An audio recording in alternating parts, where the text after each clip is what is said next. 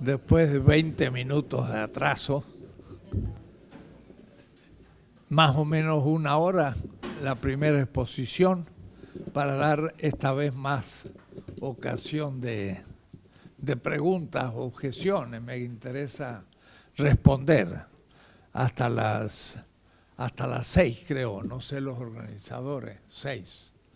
Después media hora y una segunda a las 8 quizás terminamos, porque ayer estuvimos hasta las 9 y ya nos cerraban el local.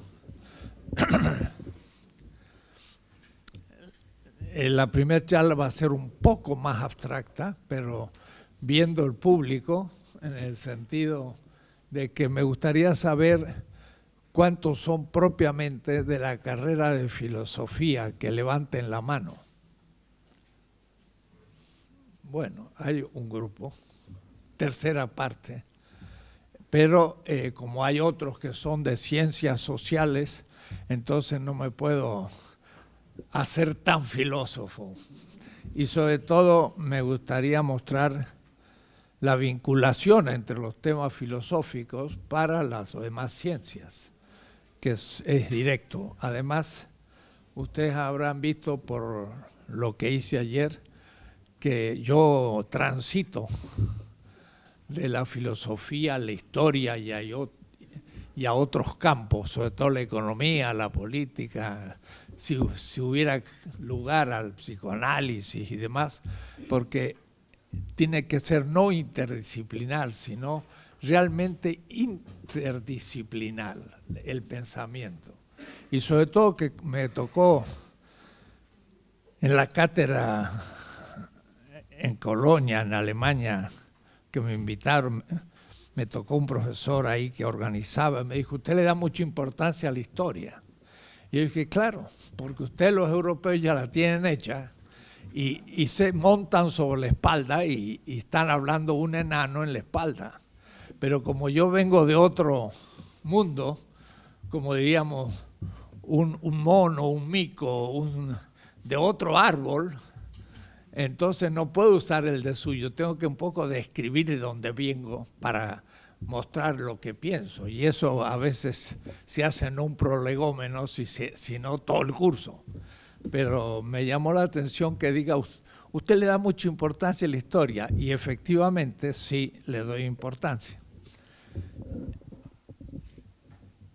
La filosofía de la liberación, como alguien me decía ayer en una conversación, es un metadiscurso, es decir, es un discurso de discursos. Por ejemplo, esta categoría de totalidad a la que voy a volver ahora, se usa en todas las ciencias, sobre todo sociales, que llamamos sociales. Yo diría ciencias humanas, y aún más para decirlo, ciencias acerca de la vida y de la vida cerebral, que eso somos. Pero claro, a un nivel de la evolución del cerebro, donde ésta llega por conexiones neuronales que la evolución fue construyendo, de lo que se llamaría la autoconciencia. No solo tenemos conciencia, sino autoconciencia. Los pronombres yo, tú, él de la lengua, pues se logran formular porque tenemos autoconciencia. Y entonces en ese sentido, pues somos la culminación de un proceso cósmico, físico, natural, pero con el surgimiento de la vida hay un salto. Pero un salto muy importante. Javier Zubiri, que es un filósofo español, y decir filósofo español también uno tendería a pensar que no tiene ninguna importancia, como decir un filósofo latinoamericano. Sin embargo, Zubiri fue un filósofo que pensó cerebralmente. En vez de decir, por ejemplo, la existencia intencional de algo o el concepto, pues decía, era en realidad la existencia neuronal. Y eso ya no es una metáfora, ya es una formulación científica, biológica. Y eso es realmente como hay que pensar. Ahora, esa antropología que está debajo de una filosofía que no temo en llamar materialista, si por materia se entiende la mediación de la vida, o es decir, el contenido de los actos humanos. Materia, como cuando yo digo la materia de esta clase, va a ser la trascendentalidad del otro. No tiene nada que ver con la realidad física, sino como contenido. Y ese fue el sentido que le dio, me refiero de nuevo a Marx porque me parece importante. Marx dice, ¿qué es más importante, el sujeto o la materia de trabajo? El marxismo tradicional decía, si yo digo que primero es el sujeto, eso es idealismo. Si digo que primero es la materia, eso es empirismo, racionalismo, materialismo. Pero Marx dice, a mí no me interesa la materia física, porque debe ser una isla coralífera de reciente formación en Australia, porque todo lo demás se ha transformado en materia de trabajo o prácticamente materia de civilización. Es parte de la cultura. Entonces, ¿qué es primero, el sujeto o la materia del trabajo? Marx, sin ninguna duda, dice, primero es el sujeto, porque sin sujeto no hay materia de trabajo. Porque no estoy hablando de la naturaleza como naturaleza, sino de la naturaleza como materia de trabajo. Y si no hay trabajo, no hay materia. Ese es el materialismo de Marx. Nada que ver con una ontología que es pura física. Yo le llamo un gran cascote. Eso no tiene ningún sentido. Además, no es la realidad así. Y en ese sentido es que la antropología para mí fue fundamental desde una visión que tuve desde la facultad, pero sobre todo después de ida en Israel. Y cuando volví, me instalé en París, 4 años. Y ahí justamente en el gran salón de Descartes, enseñaba Paul Ricoeur. Él estaba sentadito ya al fondo, como 500 alumnos, tenían una lamparita así, la verdad no miraba a nadie y se pasaba leyendo su texto, no sabía lo que hacíamos los alumnos, parecería que tampoco le interesaba. Pero no es así, porque una vez yo le dije, me gustaría hacer una tesis sobre su pensamiento. Dijo, ay, dice, ya tengo muchos. Hay 78 que están haciendo el trabajo. Dirigía 78 tesis.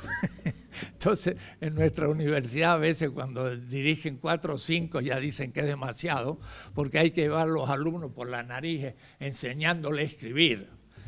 Una tesis doctoral no se enseña de esa manera. Se integra al doctorando un equipo de trabajo y que trabaje su tema junto a los demás y poco a poco crece y saca su doctorado. Y revisamos el texto terminando.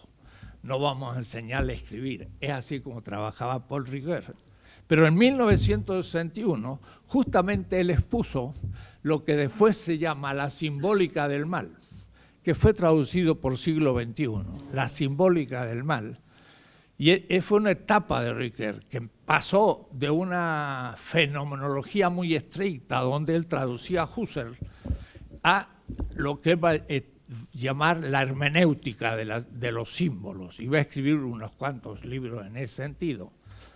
Y la simbólica del mal tomó 2 grandes mitos y hizo el análisis filosófico de 2 mitos. Y entonces él dice, el mito da que pensar. Y ahí eso me impactó. Y realmente después de eso seguí siempre en esa línea. El mito es un relato racional en base a símbolos. Y digo racional porque da razones. Entonces todos los pueblos de la tierra tienen mitos. Mire, Lévi-Strauss con los tupinambas de Brasil se pasó años y años escribió una cantidad de volúmenes, inventó lo que se llama el estructuralismo, con indígenas, que ningún brasileño le había dado ninguna importancia y lo tenía así a 5 kilómetros. Y descubrió todos los mitos que daban sentido a cada momento de la vida de un tupi guaraní. Una cultura que no deja ni una piedra, porque es tropical, de tal manera que no hay ni caminos, ni chozas, ni pirámides, ni nada, que es lo que dejó miles de mitos. Por lo tanto, alta cultura. Y entonces, formulación racional de la sabiduría de un pueblo. No eran los filósofos los que amaban la sabiduría, y la sabiduría no es la ciencia. Aunque Husserl escribió un libro que se llamaba Filosofía como ciencia estricta. Bueno, ni Husserl sabía lo que era la filosofía, y hay que ver que era bien eurocéntrico Husserl. Pensaba que los griegos eran el origen de todo. Pues amar a la sabiduría es ser filósofo. Pero justamente la sabiduría se expresa en grandes mitos. Por lo tanto, un chamán que conoce los mitos de su pueblo es un filósofo. Y ningún pueblo deja de tener filósofos, sea un esquimal, sea un mapuche, un inca, un azteca, un bantú o quien sea, expresa el mundo en su sentido. Y la gente sabe el sentido del nacer, el sentido de la comunidad, la memoria del pueblo, el sentido de la muerte, y está ritualizado y lo hemos perdido. Porque dice justamente Max Weber, pues el mundo se ha desencantado. Hay que reencantarlo, porque a un médico uno le dice, doctor, se murió, sí, ya no late más el corazón, da un certificado, murió. Doctor, pero a mí me gustaría saber el sentido de la muerte. Y el doctor que va a decir, no, eso no me lo enseñó la Facultad de Medicina. Y entonces no le enseñó lo principal. O decir, está enfrentando siempre a la muerte y la vida. ¿Para qué? Para que viva el mito. Entonces él analiza dos mitos. El mito de Prometeo y el mito adámico. Le llama así al mito adámico, de Adán, que no tiene nada que ver con un pecado original, sino que es el sentido del mal, y del mal que hoy cometo esta mañana. Ese mito me está explicando el sentido del mal. Y entonces hace todo un libro y me agarra a mí justo viniendo de Israel y me va a servir toda mi vida. Porque el mito prometeico es el mito trágico. Porque Prometeo es un semidios que roba el fuego a los dioses, pero en realidad le toma lo más precioso, que es justamente el nous, la inteligencia a los dioses, y lo reparte a los seres humanos. Pero los dioses griegos son, pues, contradictorios muchas veces, y entonces culpan a Prometeo de haberles robado el fuego y dándose los hombres, y los castigan para siempre. Y entonces es lo trágico, porque quiso hacer un bien, si a ustedes les parece, pero de hecho era contrario a la nanque, la necesidad, el destino. Y la relación entre los dioses y el ser humano era una relación necesaria de ananque, destino. Este es el tema que va a tratar Giorgio Agamben en un último libro hace 5 años sobre el reino y la gloria, lo que llama la economía theú, la economía de Dios. O es decir, economía es el manejo en Pablo de Tarso y cómo Dios maneja la historia, pero la historia no prometeica, sino adámica. Porque entonces Ricoeur va a hacer el análisis del mito adámico, que es un mito que corrige mitos babilónicos del siglo V, VI, antes de la era común. Y no se entiende ese mito si no se conoce qué otros mitos está corrigiendo. Voy a decir que el mito mismo, como está escrito, no se puede entender, sino que está corrigiendo un mito mesopotámico del tipo de Prometeo, trágico. Y entonces ese es el mito adámico. El mito adámico es el enfrentamiento, ahora, por primera vez, de dos libertades. Los griegos no tenían concepto de libertad, era la necesidad del destino. Mientras que Adán tiene libertad, y el que lo tienta no hace una interpelación necesaria, no obliga, sino lo tienta, y lo tienta en su voluntad libre. Y de ahí entonces que Adán cae en el pecado, pero es un pecado que él asume, y es un pecado que, dice Paul Ricoeur, tiene perdón, porque ha sido libre. Y entonces, expulsado del paraíso, se inicia la historia. Prometeo nunca está en la historia. Los griegos no sabían lo que era la historia. Escribían historia como hechos pasados, pero la historia no tenía un significado ontológico, sino que era el eterno retorno de lo mismo, un poco como va a proponer Nietzsche. Y por lo tanto, los acontecimientos históricos no tenían una significación definitiva. En cambio, para Adán y Eva, sí, hay una libertad que se juega no como destino, sino como responsabilidad. Y entonces ahí empieza a surgir todo otro horizonte de antropológico, político e histórico. Y ahí es donde yo empecé a trabajar muy a fondo una antropología. Y me baso todavía en aquello. Me llamó la atención, estando en Israel, el hecho de que hablar de cuerpo y alma, psique y soma, entre los griegos, era el dualismo. Pero el dualismo, justamente, cuando uno va a su culminación, que es Plotino, siglo II de la era común, gran pensador de Alejandría, donde yo digo, se va a resumir todo el pensamiento indoeuropeo de 20 siglos antes de la era común, de las invasiones de los indoeuropeos del norte, y que al fin se van a concentrar 22 siglos después en Alejandría. Y la Eneada de Plotino dice muy claro,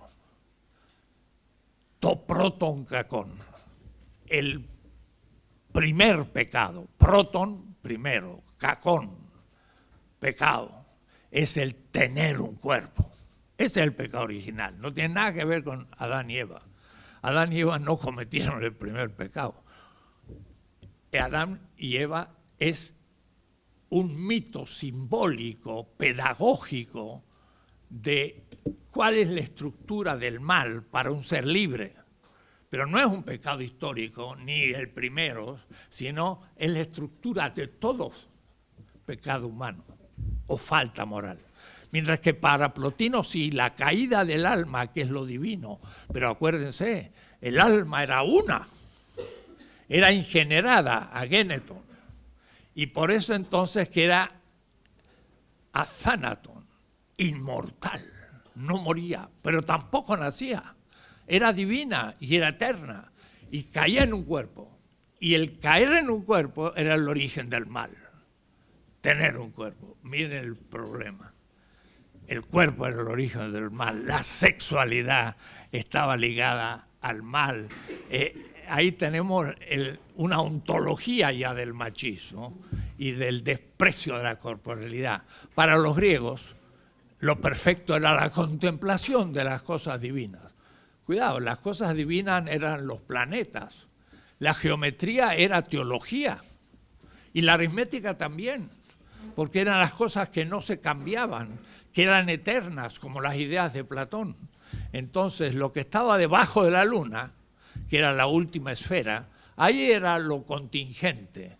Y el problema de los griegos era cómo hacer necesario lo que aparecía como contingente. Y eso era la episteme. La ciencia.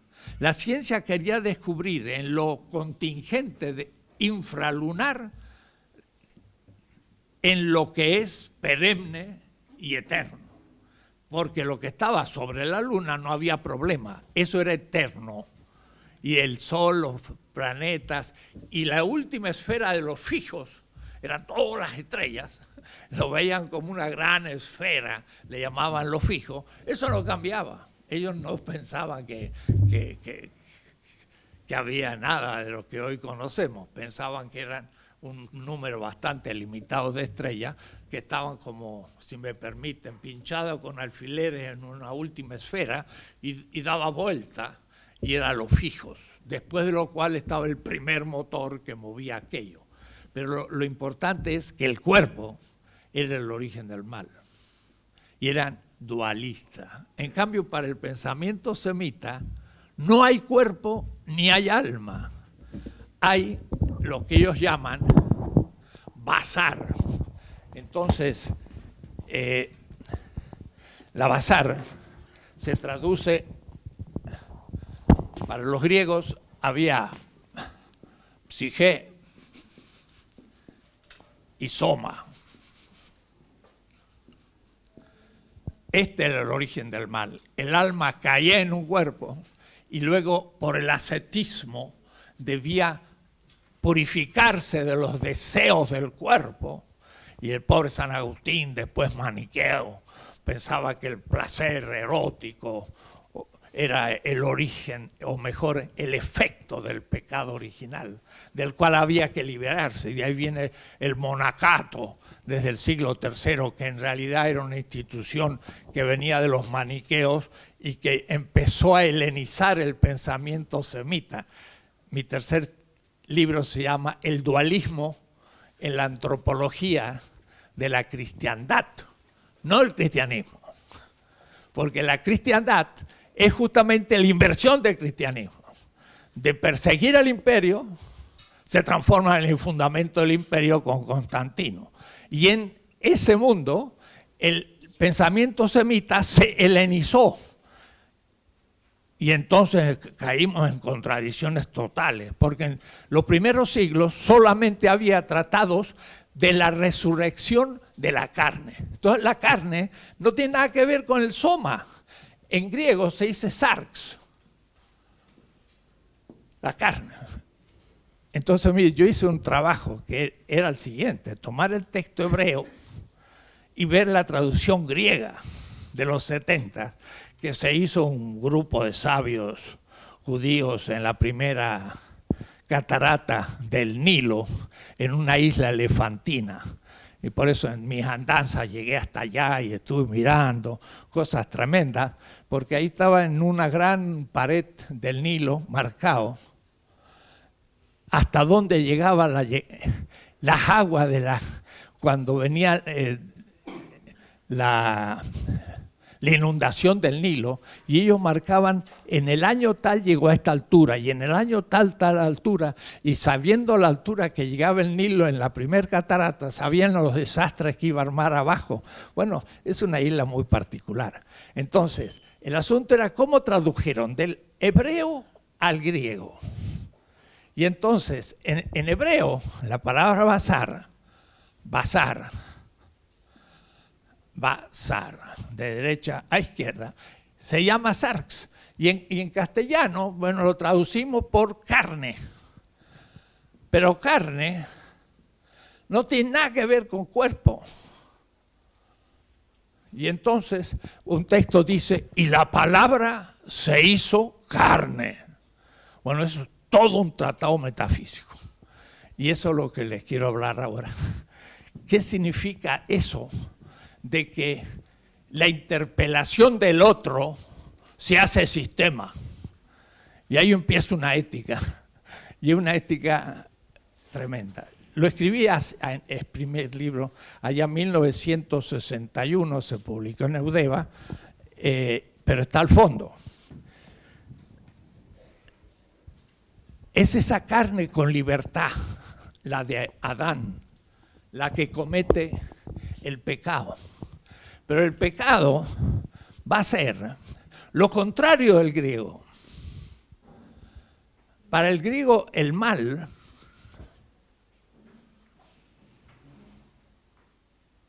va a ser cuando la particularidad se levante ante la totalidad. Lo voy a explicar despacito después.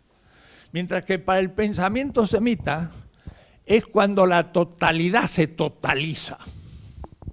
Y eso es justamente el fetichismo o la idolatría. Entonces, la concepción del bien y el mal, uno es prometeico y el otro es adámico, completamente distinto. Y habría que irlos comprendiendo. Estábamos nosotros en esas reflexiones y en Mendoza, y con un grupo también de Buenos Aires, de Córdoba, nos reuníamos en Calamuchita, en un verano muy bonito con la familia, y mientras los chicos jugaban, nosotros filosofábamos. Éramos como unos 10, ahí estaba Osvaldo Ardiles, Alberto Parisi, Juan Carlos Escanone, y entonces me acuerdo de la primera reunión, Ardiles, que venía de Frankfurt, en Alemania, lanzó 20 minutos una reflexión y estuvimos todo el día hablando del tema. Era un verdadero simposio aquello. ¿Qué significa que la filosofía surge desde la militancia? Ese fue el tema de Ardiles, me acuerdo. Y empezamos a discutir. Y en esas reuniones, Canone, que había hecho su tesis en Innsbruck, en Austria, nos trajo un libro. Se llamaba Totalidad e Infinito, ensayo sobre la exterioridad. Emmanuel Levinas. Y yo había estado en Francia 4 años y no había conocido Levinas en Francia. A tal punto era desconocido en Francia. Nunca pudo ser profesor en la Sorbona, iba a Friburgo a andar 600 kilómetros para poder ser profesor. Era judío, no entraba en la Sorbona, ¿no? Y me acuerdo, Paul Ricoeur me dijo una vez en un encuentro, cuando llegó a mis manos la tesis doctoral de un tal Levinas, dice, lo leí y dijo, pero este es un filósofo tremendo, pero ni él lo conocía. Totalidad Infinito era la tesis de Levinas. Nació en el 5 y la presentó en el 61. Levinas tenía 56 años cuando presentó la tesis. Entonces, ese libro, Totalidad Infinito, lo leímos nosotros, allá por el año 70. En plena dictadura militar y todo. Y no se imaginan, yo se lo doy siempre a leer a los alumnos y me dicen, maestro, no se entiende esto para ningún lado. Y yo digo, ¿cómo puede ser? Mire, se me cayó el libro y lo leí en una semana y quedé yo temblando y lo entendí a fondo. Pero claro, venía preparado. Pero además lo estaba leyendo en medio de la dictadura, de la represión y de todo, escrito por alguien que justamente lo escribe desde la experiencia de Auschwitz. Él estuvo en un campo de concentración y se salvó de morir porque mataron a toda su familia. Él venía de Lituania, huyó de la Revolución Rusa, llegó a Francia, y a los 23 años se fue a Friburgo, y escuchó clases de Husserl y Heidegger, el primer francés. Y cuando Husserl dio las meditaciones cartesianas en París en 1930, Levinas, que tenía 24 años, tradujo del alemán al francés las meditaciones cartesianas de Husserl, y yo no lo había advertido. Vrin es la editora, dice el traductor Emmanuel Levinas. Quiere decir que Husserl leyó un texto francés que tradujo Levinas, un judío de Lituania que hablaba el ruso y el hebreo en Francia, alumno de Heidegger en alemán. Era un hombre con mucha experiencia. Pero justamente, totalidad. ¿Qué es totalidad para Levinas? Esa es la cuestión. Totalidad es el sistema vigente. Totalidad es Heidegger. Entonces yo voy a por un lado decir, Heidegger es el más grande ontólogo del siglo XX. Y como ya terminó, yo creo que es. Pero era un nazi. Pero no deja de ser un gran ontólogo. Más, un nazi puede ser un gran ontólogo, porque la ontología es peligrosa y hay que criticarla. Y entonces, justamente por ser un ontólogo, nunca pudo construir una ética crítica, y lo que hizo no contradijo su pensamiento, ni podía en la filosofía encontrar una causa por la cual oponerse a Hitler, sino al contrario, el estar de acuerdo. Claro que cuidado, no estaba de acuerdo con Hitler. Era toda una generación de posguerra, 1919-20, en Alemania, de una Alemania derrotada, que entonces pensaban dónde estaba el origen de esa derrota. Y hasta los judíos, muchas veces, eran nacionalistas, muy integrados al pensamiento alemán. En 1927, yo digo un poco por necesidad académica, Heidegger, alumno ya de Husserl, de origen católico, hasta habiendo pensado ser cura, y habiendo sido profesor de filosofía en un seminario secundario del sur de Alemania, logra ya ir ascendiendo, llega a ser alumno de Husserl y es gran profesor en Marburg. Marburg era la ciudad del neocantismo. Ahí había estado Hermann Cohen y una gran escuela de filosofía en Marburg, que después me referiré a ello.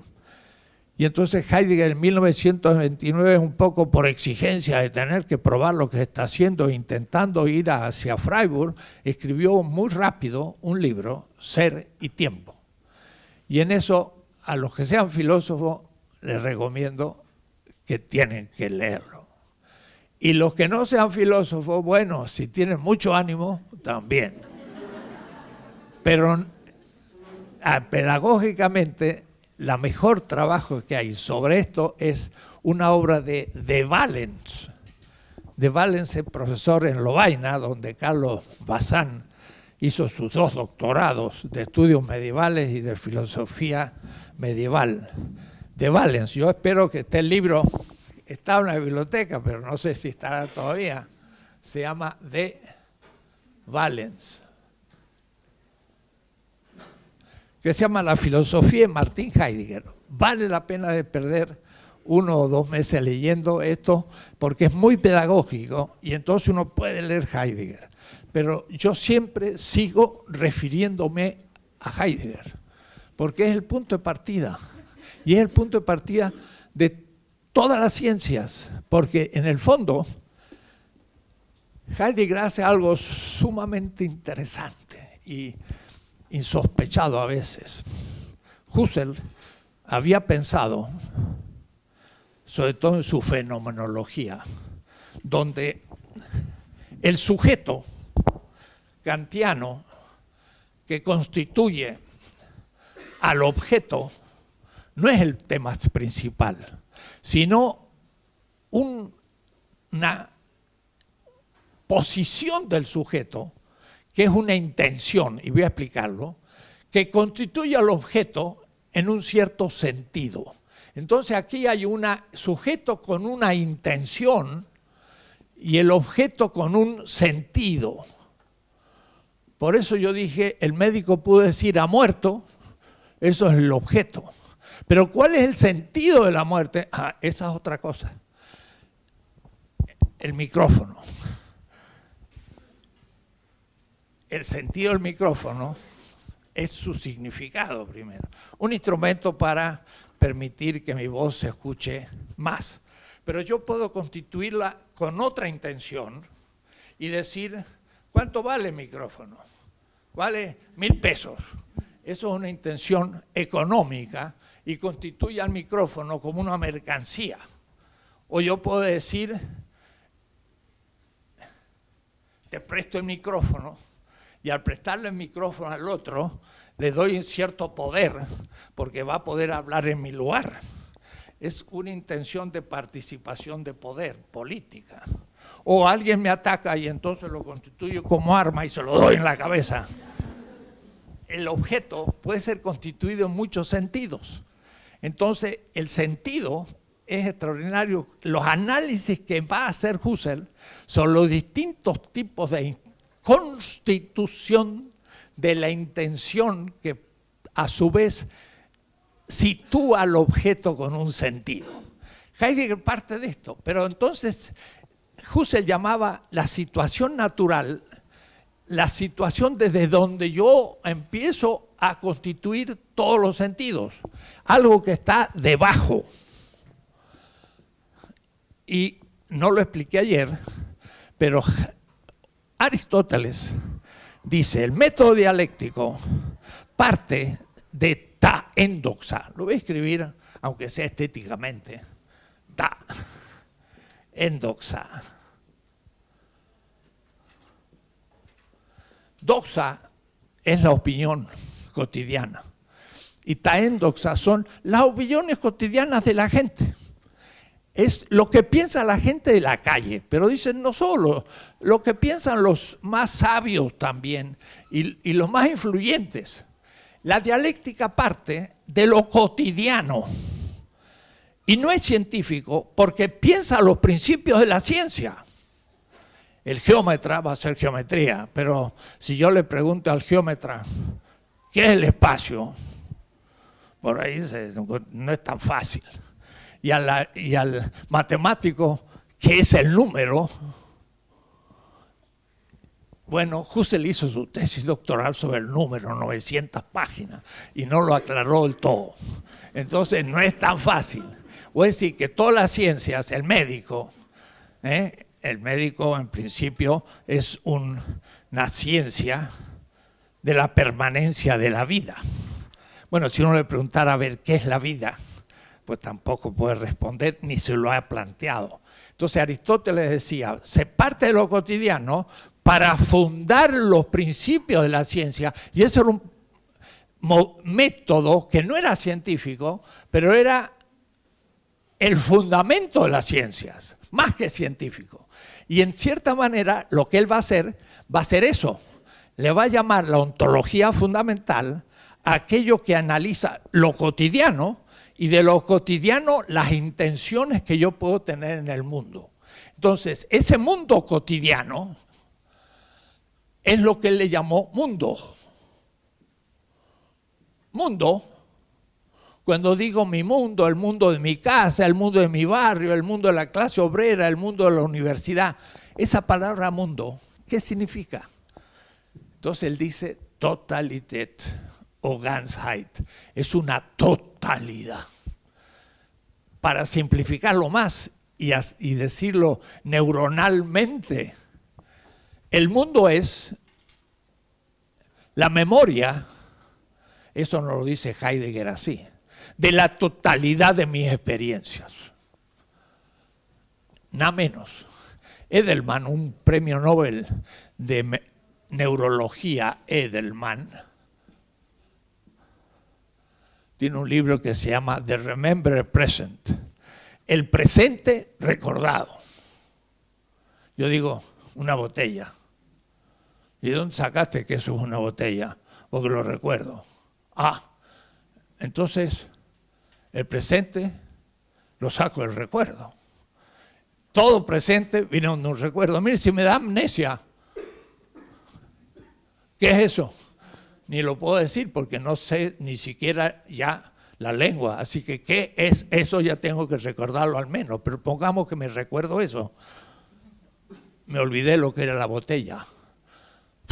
Quedo en cero. Quedo como un niño recién nacido. Tengo que empezar de nuevo. Pongamos que tuviese capacidad de empezar a construir la totalidad de mis experiencias como el virtual horizonte desde donde yo constituyo lo que se me presenta, que es el fenómeno. Eso es el mundo. Es algo sumamente empírico, cerebral, neuronal. Y los lógicos positivistas del Círculo de Viena y después en filosofía, el mismo Popper dice, eso de hablar de totalidad no tiene sentido. Y yo le diría a Popper, usted ha dicho justamente el tema, pero lo único que usted no se ha dado cuenta de lo que ha dicho. El mundo no tiene sentido, por supuesto no tiene, porque el que le da sentido a todo lo que aparece y como tal no tiene sentido, es el fundamento de todo el sentido. Pero ellos, como no ven una cosa que él pueda decir sujeto, verbo y predicado, dicen pues es una cosa abstracta. No, es lo más concreto de la existencia y lo más empírico en las ciencias duras. Ciencias duras que son bien blandas, pero no es el tema de hoy, porque son abstracciones.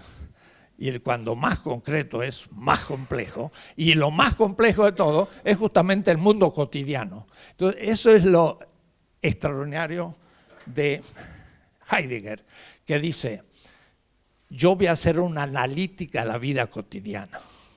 Y empieza a analizar el mundo todos los días. Y dice, no voy a hablar del tiempo, voy a hablar de la temporalidad. Es el modo como yo temporalizo los entes en mi mundo. Que cada uno lo hace de otra manera y una cultura lo hace de otra manera. La espacialidad no es el espacio, la distancia entre dos puntos, es como yo espacializo el mundo. Es algo existencial. En fin, no voy a hacer Ser y Tiempo, se los recomiendo. Eso es la totalidad, de donde partimos. Y es justamente de donde parte Emmanuel Levinas, que tuvo a Husserl y Heidegger como profesores. Siendo tan joven y siendo el primer francés, mucho antes que Sartre, Merleau-Ponty y todos los fenomenólogos posteriores, fue el primer francés. Hizo su tesis sobre la intuición fenomenológica en Husserl en 1929. Tenía 24 años y al año siguiente traduce. Y desde el comienzo, Levinas empieza a poner en cuestión a Heidegger. Y él lo piensa justamente desde la experiencia semita. Entonces, en eso de pronto encuentro un autor que tenía mi propia experiencia. Yo había estado en Israel sin conocer a Levinas. Había escrito un libro sobre el humanismo semita sin conocer a Levinas. Pero muchas de las cosas que dice Levinas lo había captado por Buber y por otros autores. Entonces, ¿qué es lo que dice Levinas? Se lo voy a decir muy simple.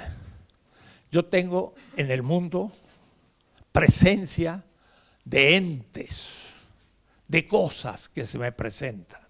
La botella, el micrófono, el reloj, la silla, la ventana, el techo, todo lo cotidiano.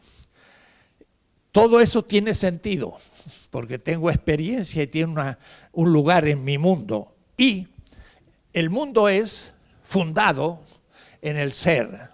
Y el ser le llama a Heidegger la comprensión del sentido. La totalidad del sentido de las cosas es el mundo.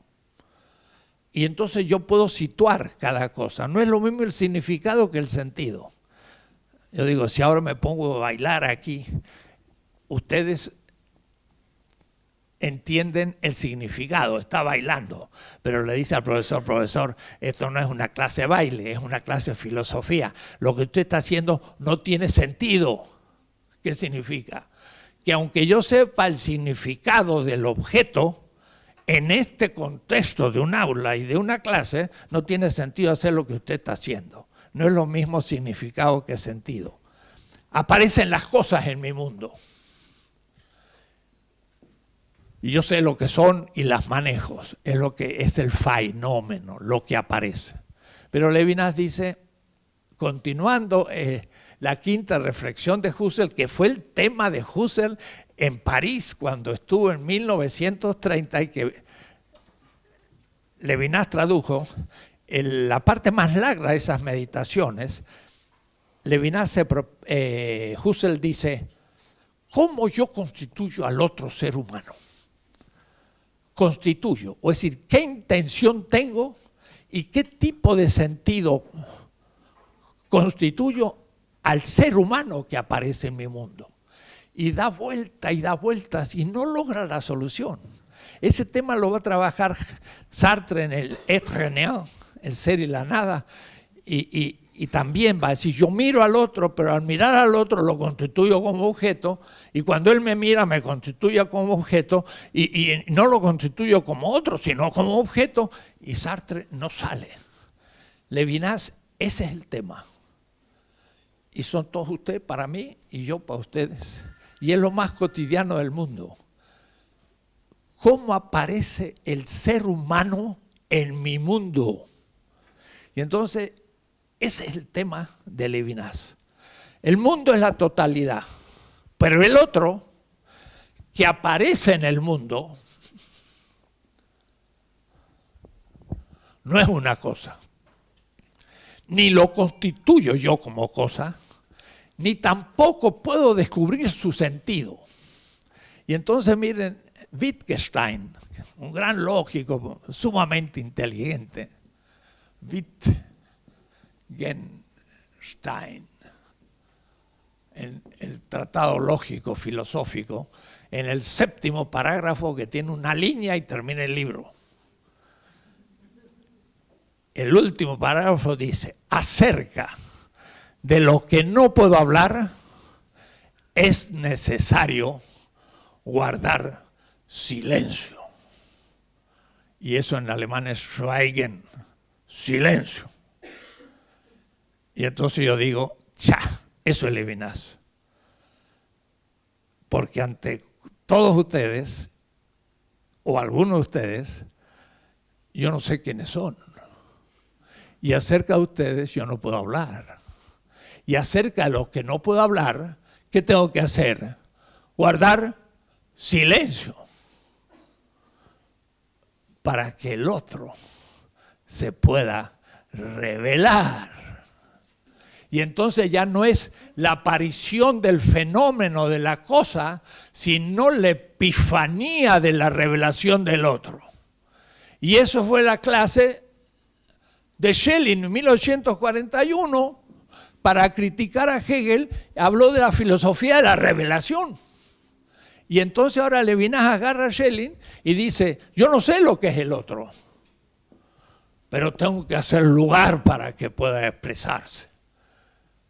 Y entonces, por eso que oír al otro viene de op audire. Oír lo que tengo delante. Objeto es arrojar lo que está enfrente. Sujeto, arrojar lo que está debajo. Pero obediente es escuchar al que tengo enfrente. Por eso que voy a hacer yo una política de un poder obediencial que debe escuchar al otro, que es el pueblo. Pero ya lo veremos. Y entonces empieza toda una nueva lógica que Heidegger nunca pudo descubrir, porque Heidegger tomaba al otro como el Mitsein, el ser con. Este escritorio no es mío, no es de ustedes, es de la universidad. Es de la universidad, se lo atribuyo a alguien. Y en cambio esto es mío, me lo atribuye a mí. Aparece el otro, pero como referencia a los entes, neutro y ausente. No es alguien que aparezca a la universidad, sino una referencia. Y ahí se termina Heidegger, no logra hablar del otro. Mientras que Levinas se pregunta, ¿cómo puedo yo habérmelas con el otro? Y eso es lo que trabaja en totalidad infinito. Totalidad es el sistema e infinito es el otro ser humano. Y el subtítulo es Essai sur l'extériorité, ensayo sobre la exterioridad. Dije yo, entonces la totalidad, que yo pensaba que era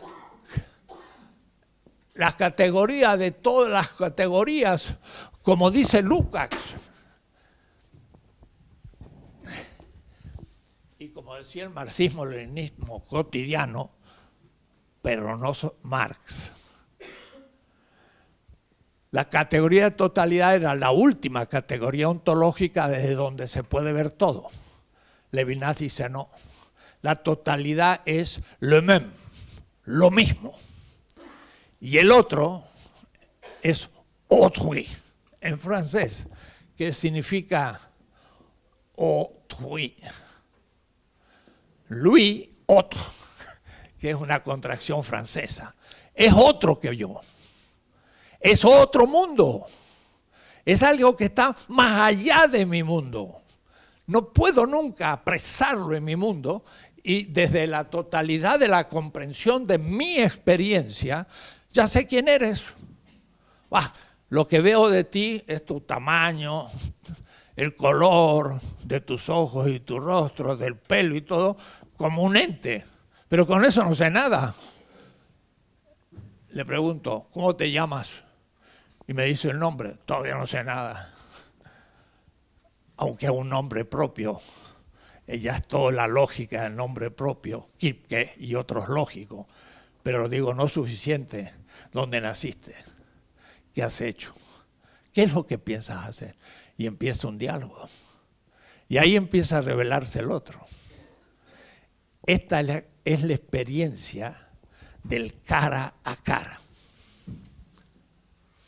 Cara a cara. Que los griegos nunca descubrieron y la modernidad tampoco categorizó en la filosofía nunca. Y esto es semita. En semita se dice panim, panim, el panim, cara a cara. Y en el Shir HaShirim es un canto erótico y al mismo tiempo una poesía. Dice que me bese con los besos de su boca. Es una reduplicación como cara a cara. De paso piensen ustedes que cómo puede besarme con los besos de su boca. Inmediatamente, no hay mediación, no hay nada en el medio, es directo. Esa es la experiencia y esa es la nueva categoría que inventa Levinas. Entonces yo dije, hacha, es el primer filósofo que ha filosofado la experiencia semita. Y al filosofar la experiencia semita, que es una experiencia cultural, lo hace con todos los semitas, porque eso estaba en Hammurabi, pero nunca nadie lo había pensado. Y eso está en los judíos, y está en los cristianos, y está en los musulmanes, y en todos los que vienen de esa rama, diría así yo, cultural. Cuidado, no vale para los chinos, no vale para el Indostán, pero fuera de ellos casi para todo el otro mundo. Tampoco para nuestros pueblos originarios, otras experiencias. Pero por de pronto esta, cara a cara. Y lo interesante es que ese cara a cara se puede realizar en distintos tipos de relaciones, tantos como mundos. Y de ahí el concepto de campo, que Bourdieu lo usa desde Heidegger, porque la totalidad como tal es ontológica. Lo ontológico es lo que trata de la totalidad. Y lo que trata de los entes es lo óntico. Pero lo que trata de más allá de la totalidad, ¿cómo le llamo? Y entonces Levinas le llama lo metafísico. Y yo le pongo una rayita para que no sea la metafísica ingenua que cree que yo conozco la mesa directamente y ya sé lo que estoy viendo. Pero no me doy cuenta que la mesa la conozco porque tengo experiencia de la mesa, porque está en mi mundo cultural y también ya tengo una denominación y mi relación no es directamente con la mesa, sino desde algo muy complejo y la ingenuidad de pensar que mi inteligencia capta la cosa directamente es la edad metafísica que hemos superado. Pero esta otra no es la metafísica, la edad ingenua metafísica. Es una metafísica. Es más allá de la ontología. Y eso le llama Levinas la ética.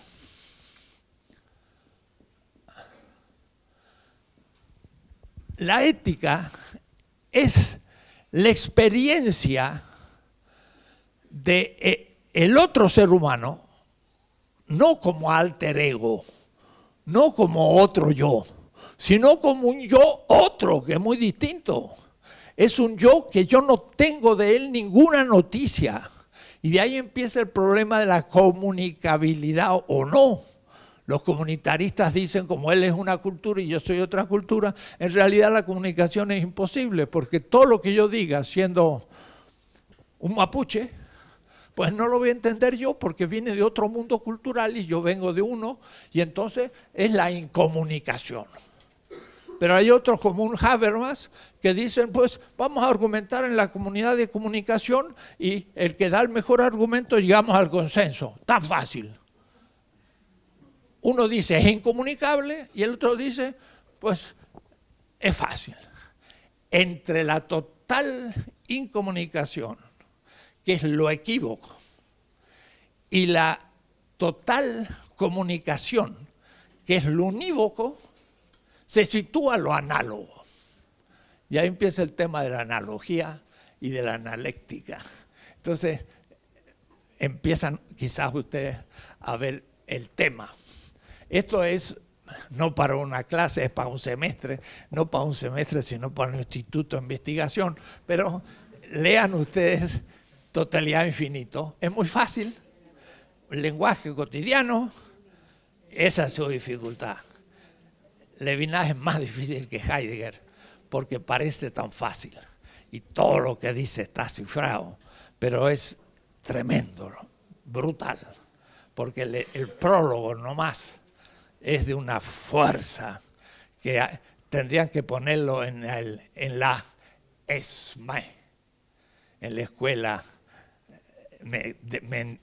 mecánica de los marinos, donde torturan a la gente o torturaron a 5.000 jóvenes. Hay un texto de Walsh, pero realmente valdría la pena de poner 2 páginas iniciales de Levinas, donde dice cuando está el estado de guerra, la moral se vuelve inservible y solamente funciona la política. Pero claro, para él la política es la negación de la ética y vamos a tener que empezar un debate con Levinas para hacer una política levinasiana que él nunca hizo. Y está ahí nomás al comienzo del texto mi sospecha que ya no funciona Levinas en América Latina, porque sin darse cuenta, él es también un eurocéntrico. Y en Lovaina teníamos un grupo después cuando estuve y nos reunimos con Levinas y fue muy impresionante y muy bello, porque los latinoamericanos estábamos y entonces él en un momento dijo, ustedes son rehenes. Y ese tema va a ser del libro que estaba escribiendo. Rehenes. Y yo dije, ¿no hizo un piropo o no insultó? No sabía. Pero él justo va a tomar el tema del rehén y por eso el SMA. Sí. Porque el rehén es el que es raptado y torturado, pero no delata al compañero. Y ni el compañero sabe que no lo delata. ¿Y por qué no lo delata? Y eso es la culminación de la ética. Lo más terrible que pueda haber de un ser humano es justamente constituir al ser humano como una cosa al torturarlo. Quiere decir que el torturador es la perversión, pero el torturado que no traiciona es la doxa theou, es la gloria del infinito, dice Levinas. Y pensando en los campos de concentración y en nuestras víctimas. Entonces, uno se vuelve realista y piensa en eso, 1970, en Argentina, eso pesaba y uno estaba dándose cuenta de lo que estaba pasando. Y les voy aquí a leer un poco el texto justamente de Para una ética de la liberación, las clases del 70 y 71, que ahora fue reeditada en siglo XXI, después 40 años, segunda edición, porque el siglo XXI no había descubierto lo que yo he escrito tampoco, aunque se editó en el siglo XXI de Buenos Aires, 1973, pero era un libro muy abstracto y ahora cuando ya vieron todos mis trabajos sobre Marx y todo, sin pedirme permiso, hicieron la segunda edición y me la ofrecieron. Yo dije, ¡acha, qué bueno! Porque creo que sería ahora el momento de entenderlo. Voy a leer un poquito para, como digo, como hacen los poetas que leen sus poesías. La superación real de la tradición filosófica europea, más allá de Marcel y aún de Buber, ha sido la filosofía de Levinas. Pero miren, le pongo ahí después de una coma, todavía europea y excesivamente equívoca. O es decir, al leerlo ya empezó la crítica. O es decir, Levinas nunca supo lo que éramos nosotros, pero se lo dije. Él hablaba de Auschwitz y los judíos.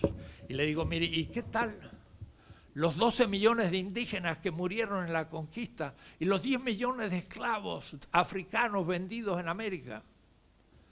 Y Levinas me miró y dijo, eso tiene que escribirlo usted, yo no puedo. Honesto, no lo había vivido. Y entonces, como si en una carrera de posta, me pasa la posta a correr, señores, tenemos el próximo capítulo.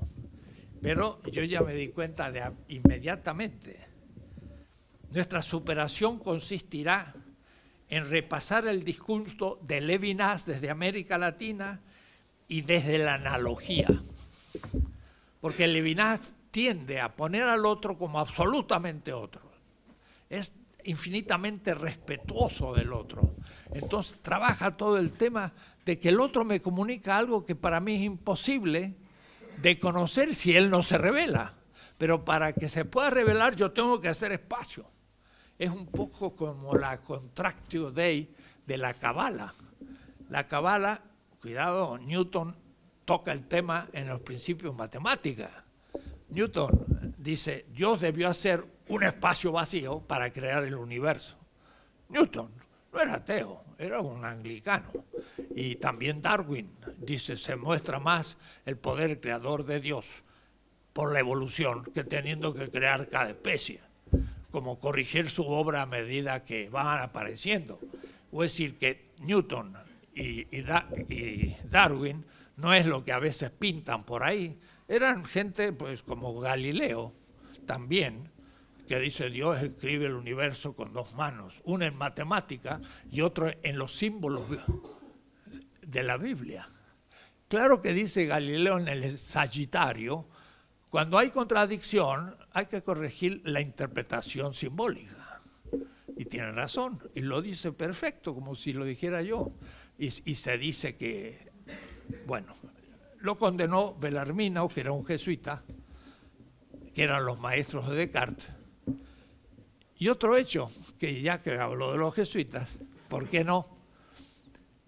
La Iglesia Católica es el corazón mismo de Europa. Y que tenga un argentino y además jesuita, es la primera vez en 20 siglos. No es pequeño hecho, pero eso para otros temas.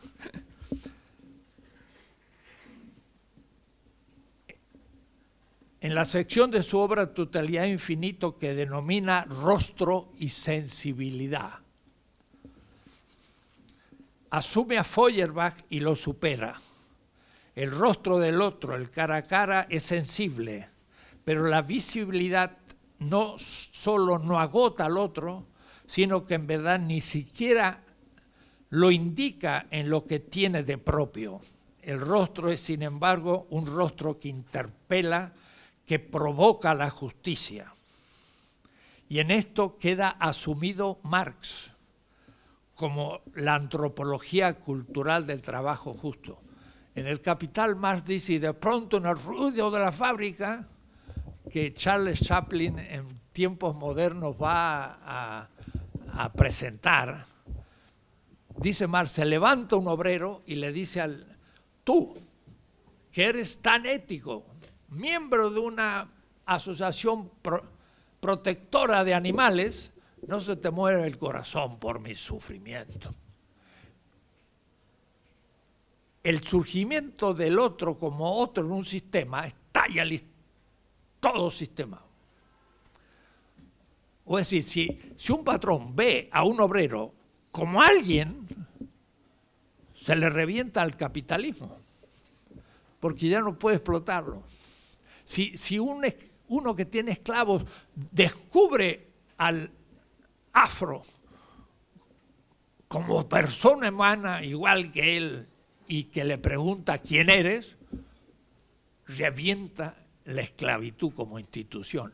Es el momento crítico como crítico final en todas las ciencias.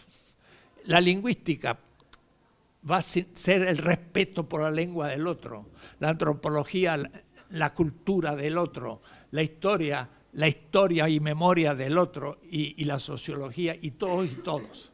Es realmente algo que supera la totalidad. Entonces, ese es el problema de Lukács. Lukács creyó que la totalidad era la última categoría. No, es el otro. Y Marx lo dice explícitamente en los Grundrisse, porque él justamente dice, la confrontación primera es de un propietario del dinero, que es trabajo objetivado, y el propietario del trabajo, que es un pobre, que como no tiene nada que vender, vende su propia corporalidad, Leiblichkeit. No dice cuerpo, dice corporalidad, porque las categorías de Marx son todas semitas. La antropología, los manuscritos del 44, Marx no habla de voluntad, libertad, memoria, habla de necesidades, como hablaban los semitas, de hambre, y aún el primer página del Capital definitivo, cuarta redacción, que no corrigió en la quinta, dice, sean las necesidades del estómago o la fantasía. O es decir, está hablando por órganos, es la manera semita de expresarse. Entonces, también Marx se da cuenta que el trabajo vivo va a ser subsumido por el posesor del trabajo cuando le paga salario, y esa subsunción va a ser incorporar el que es otro que el capital en el capital. Y si hay subsunción, quiere decir que la totalidad tiene como punto de partida algo que no es totalidad porque va a ser totalizado, va a ser incorporado. Y eso es el concepto de exterioridad. El otro no es respetado como otro, sino que lo asumo dentro del proceso de trabajo y siendo la fuente creadora del valor, ahora lo coloco como trabajador, siendo la mediación del aumento de la tasa de ganancia. O es decir, de persona lo hago cosa, y el capital, que es una cosa, lo hago persona, y eso es el fetichismo. ¿Y qué es el fetichismo? La totalización de la totalidad. El capital es el criterio absoluto de la eficacia, la racionalidad y el éxito. Entonces, el trabajo es productivo si aumenta la tasa de ganancia. No es productivo si no aumenta. ¿Y cuál es la racionalidad del sistema? El aumento de la tasa de ganancia, no la vida. Entonces, Franz Hinckelhammer dice, la racionalidad vigente es irracional, porque la verdadera racionalidad debería construirse sobre la reproducción y crecimiento, aumento de la vida humana y no de una cosa como el capital. Y ahora la humanidad entera está siendo ofrecida.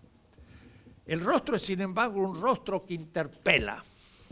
Y ahí entonces va a ser la diferencia entre la pura expresión, yo me expreso, y la palabra del otro. Y ahí de nuevo, no es lo mismo logos que dabar. Y de nuevo tengo que volver a los filósofos y decirle, con los griegos solo no hacen nada. Porque la interpelación del otro no es expresión. La expresión, la presión que hago desde el origen es lo que yo formulo, lo que estoy hablando. Pero cuando el otro me habla y revela su exterioridad, su intimidad, es la interpelación. Es una palabra creadora. Y eso entonces es el sentido hebreo de la palabra davar. Ustedes van a entender ahora lo que significa. Y el verbo se hizo carne. El verbo es la palabra. La palabra se hizo carne. ¿Qué significa? Carne. La interpelación del otro se hizo sistema y lo puso en cuestión y lo lanzó adelante. Es el pobre que dice, tengo hambre, al comienzo. Pero dice Ernst Bloch en Principio de Esperanza, pero el hambre, cuando se hace habitual, se transforma en revolución. Porque ahora no me voy a quedar cruzado de brazos, voy a tener que cambiar el sistema, que es la causa de mi hambre. Entonces, la interpelación es una interpelación ética. Y entonces decían los marxistas, Marx era científico, no ético, porque él criticó la moral burguesa. Claro, la moral es la del sistema, de la totalidad. Pero Marx tenía una ética. ¿Cuál era? La crítica de la moral burguesa. Era la crítica a la economía política. Y esa crítica era la ética. Esa era la ética. Surgía el otro y decía, tu moral lo que hace es justificar mi muerte. Miren, 1973, esto lo dejaron tal cual. ¿Qué es lo que decía atrás? Miren lo que decía. Esta obra no es solo una ética, sino que es también una metafísica y una antropología. Metafísica en ese sentido y una antropología en este sentido. Es una metafísica y antropología, pero no del centro. Europa, Estados Unidos, y mire, y puse y Rusia. Y entonces cuando llegué a México me dijeron, así que tú pones la Unión Soviética también. Yo digo, me parece que es un error. Y me quedé callado. Ahora, en cambio, puedo decir que acerté. El socialismo real salió siendo tan moderno como el capitalismo, o peor. No era lo que Marx había pensado. Fue el intento de una racionalización matemática de una planificación futura que era peor todavía que el capitalismo mismo. No, el socialismo real y el capitalismo son los dos monstruos del siglo XX y queda nomás que el otro, el capitalismo. Pero no me equivoqué al poner Rusia. Se cayó. Yo estuve en la Unión Soviética más de una vez. Y cuando se cayó dije, bueno, ahora van a empezar a pensar los errores cometidos para corregirlos. Nada. No hicieron nada. Pasaron al neoliberalismo, también ellos. ¿Qué pasó? Bueno, en el 16 tesis sobre economía política analizo también la ideología productivista que no pone a la vida como horizonte, pero no pone el aumento en la tasa de ganancia, pero tampoco deja de ser moderna. En fin, es una metafísica antropología no del centro.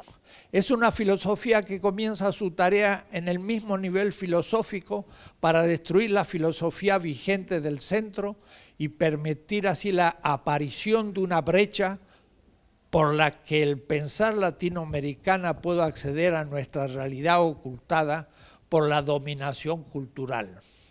Es el tema de la descolonización epistemológica. En el comienzo se piensa la eticidad del proyecto de liberación, etcétera, etcétera. Pero no está la trastapa del primer tomo, que es más fuerte, que yo creí que era, pero no es. El primero tomo dice, esta ética declara a la moral inmoral.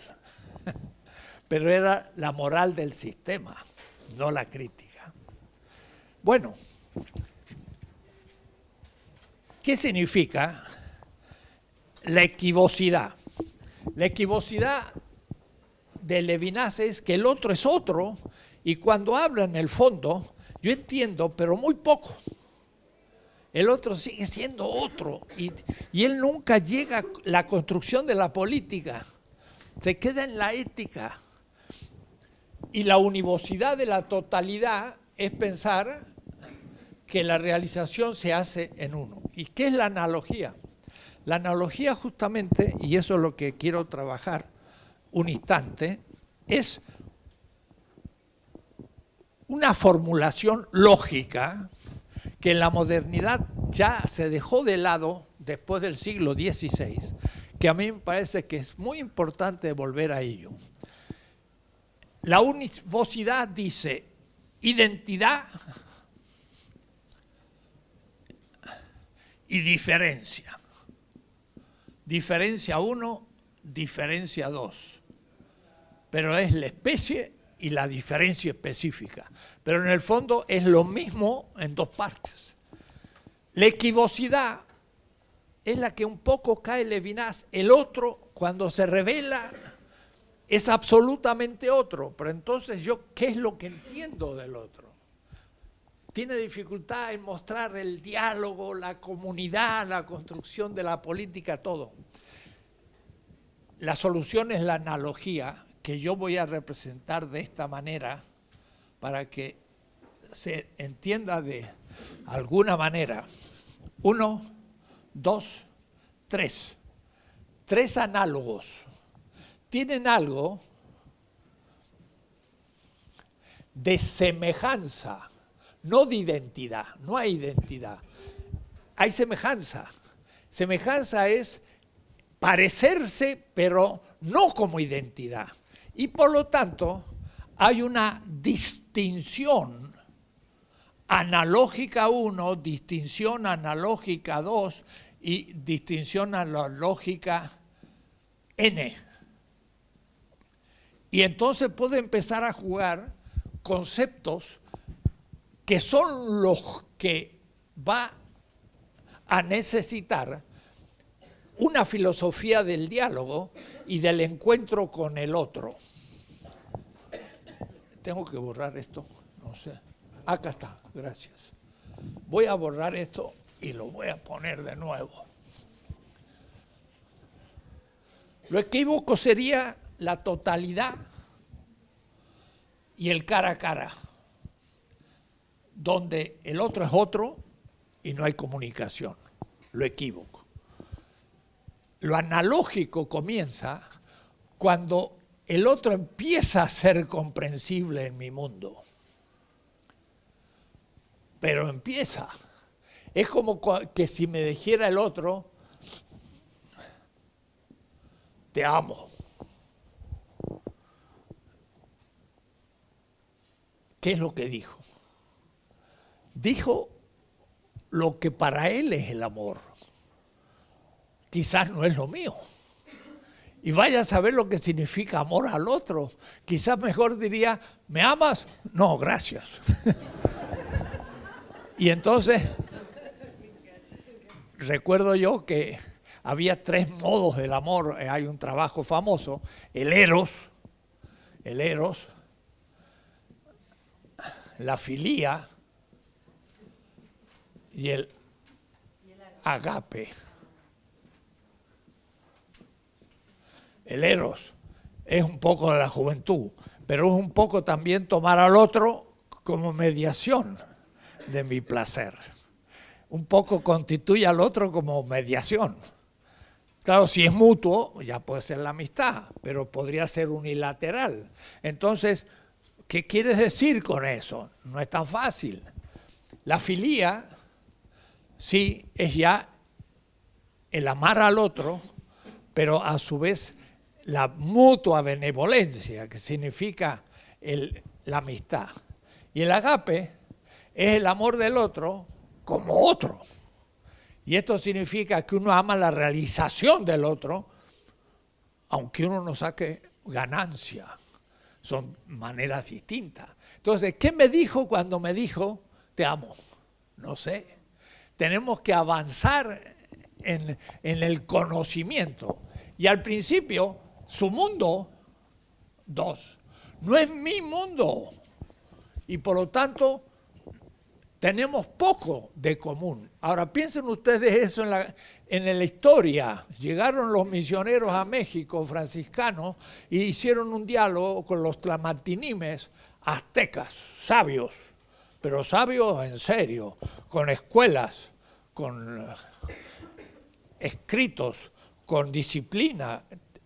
Se formaban en escuelas de sabios y entraron en diálogo con los franciscanos, y los franciscanos dijeron: nosotros venimos a hablar de un Dios que creó todo, y los tlamatinis dijeron: nuestros dioses han creado todos y nos han dado la vida, dicen los franciscanos, y nuestros dioses nos han dado la vida. Y cada cosa que decían los franciscanos, los tlamatinis podían explicar las cosas, pero fue incomunicable, porque llegó un punto en que los franciscanos se cansaron y se acabó el diálogo. Fue en 1525.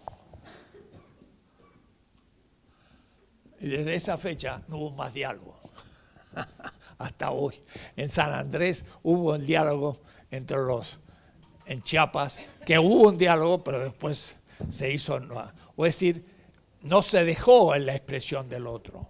Claro, si el diálogo hubiera continuado, podía ser que el mundo del otro fuera cada vez más conocido en mi mundo, y entonces tendríamos más de semejante.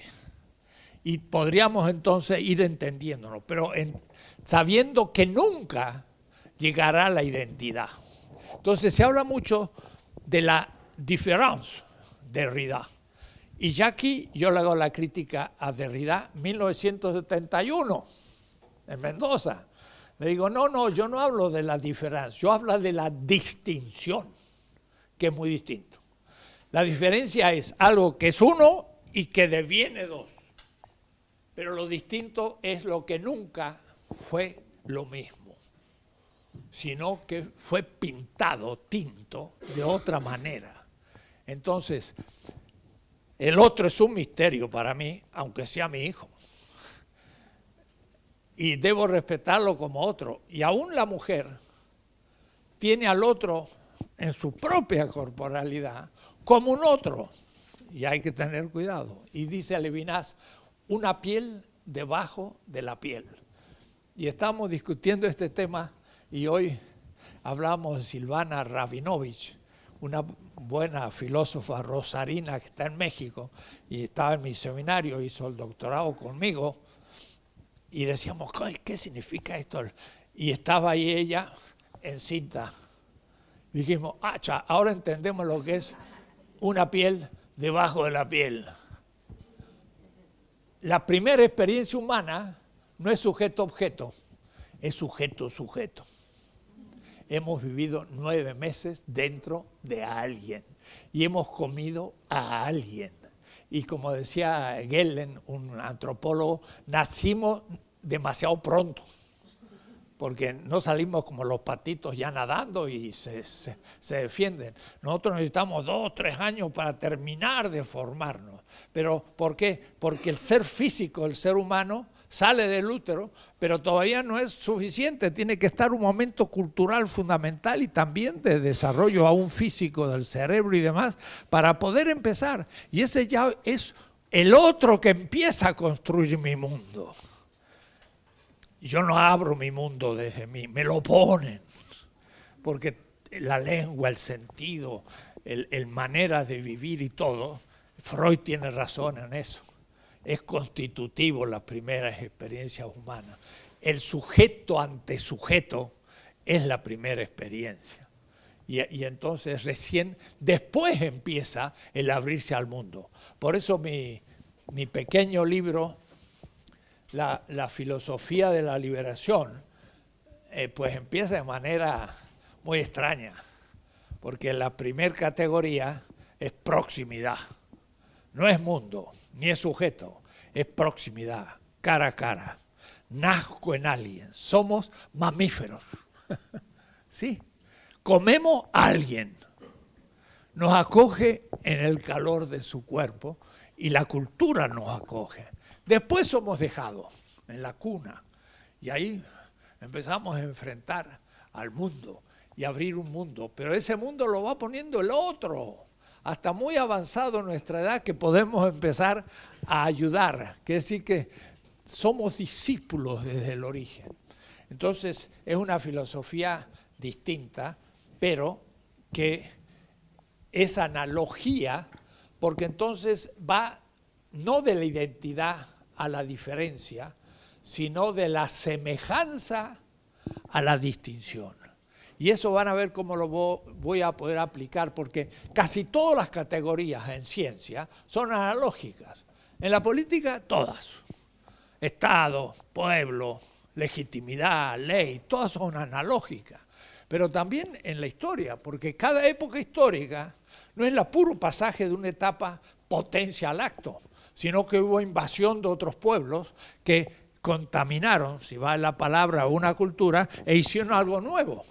Y entonces es un momento dialéctico de despliegue con la irrupción del otro, que visto como interpelación es también al mismo tiempo un momento creativo. Y hasta Niklas Luhmann dice, propone que hay un Welt, un entorno que interpela y yo respondo. Claro que después él no explica cómo se derrumba un sistema y menos cómo nace. Entonces Niklas Luhmann se queda en Hegel y no puede ir más allá. Pero habrá que irlo haciendo de a poco. La analogía entonces tiene que pensar que la semejanza es menos unitaria que la identidad. Pero la ventaja es que sin ser tan monosémica, permite la sugerencia polisémica. Y entonces van a ver ustedes cómo se puede esto aplicar a todos los niveles. En el esquema que yo hice o el paradigma, yo decía, una totalidad es interpelada por el otro. Vamos a llamarle movimientos sociales o lo vamos a llamar de muchas maneras. Esa interpelación que Walter Benjamin llama mesiánica es lo que Levinas llama la interpelación del otro. Y le pone un nombre simbólico, pobre. ¿Por qué? Porque el otro igual no es tan otro como un otro destituido. Un ser humano hambriento, en el frío, con frío, que me pide, deme una limosna. Y entonces su rostro, sus ojos, es la primera palabra. Dice Levinas, la pura corporalidad del otro, y lo pone en latín, ecce homo. Parece que un crucificado lo desnudaron antes de torturarlo, como del Esmé, porque lo desnudaron. Le dijeron, así que tú eres rey, y bueno, los soldados se rieron, le pusieron una corona, le pegaron la cabeza. Además, lleva tu silla eléctrica hasta el lugar, que era la cruz. Y miren qué notable, cuando lo estaban crucificando, como a Espartaco y a miles de otros que se levantaban en el imperio, cuando estaba en Jerusalén pensaba estas cosas. ¿Qué es lo que dijo? Fantástico. Hizo una crítica a la ideología de una manera fenomenal. Lo estaban crucificando, metiéndole un clavo en la mano, ¿y qué dijo? Perdónalos, porque no saben lo que hacen. ¿Quién? Los soldaditos. No Pilatos, ni el emperador, ni el sacerdote del templo. Eso sí que saben lo que hacen y eso no tienen perdón. Pero los soldaditos, pobres, perdónalos. Es toda una crítica a la ideología. Es extraordinario. Además, la lucidez en ese momento, mire, es como a los muchachos que torturaron y después le pusieron unas vitaminas para que ya mejoraran porque los iban a sacar y era para dormirlos y tirarlos en el lago, en el río. Y nos contaban que no sabían a dónde iban. Bueno, esos momentos finales es justamente donde alguien puede constituir al ser humano como cosa. Esa es la maldad absoluta. el torturador y el torturado. Y sin embargo, miren, Putnam, un gran epistemólogo de Harvard, lógico, matemático, muy abstracto, en el comedor de Harvard nos reunimos y no se pueden imaginar, él era judío y ya estaba próximo a su jubilación.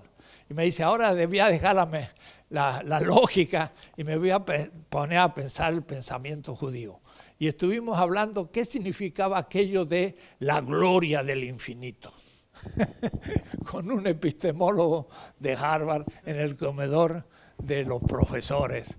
Y fue extraordinario, igual que otros que pensando en sus años jubilados, lo que no habían dedicado tiempo a su propia tradición, pues descubren. Hermann Cohen fue el que redescubre a Kant en la escuela de Marburg, pero cuando sale ya lo jubilan, entonces él se empieza a dedicar qué es lo que significa el judaísmo y escribe Metafísica y Religión.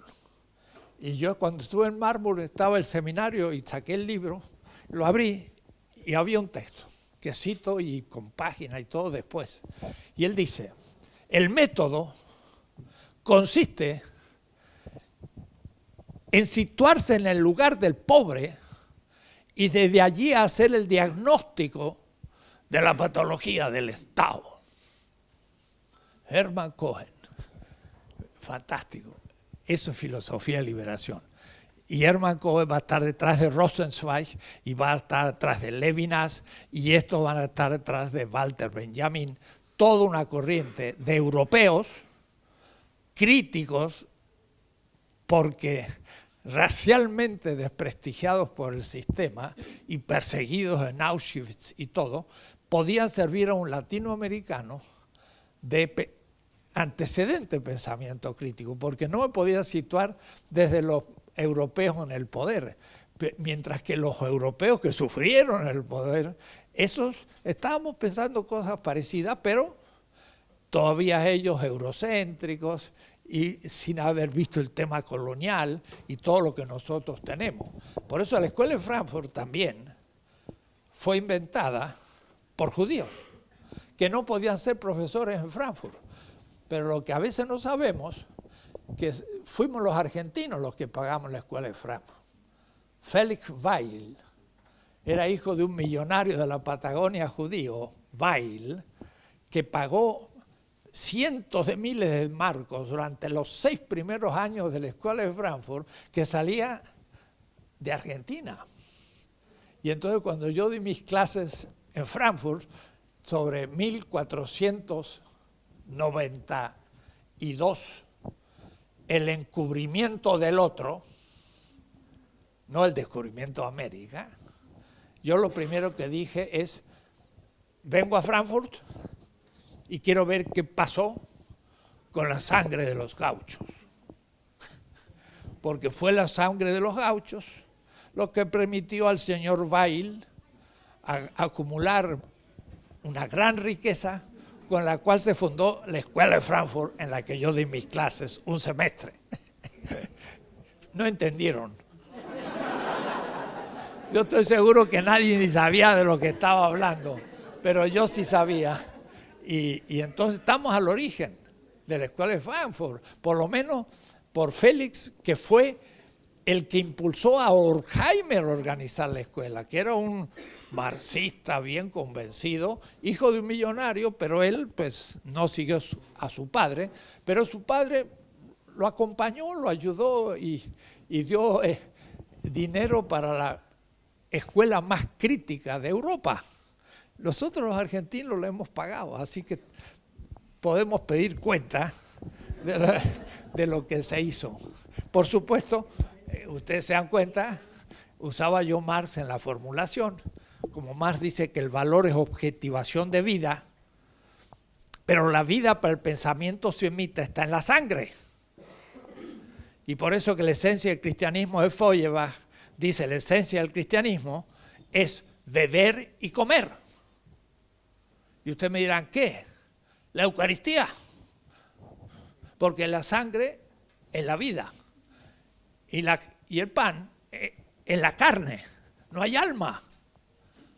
Y cuando le saco la sangre, se muere. Es kasher.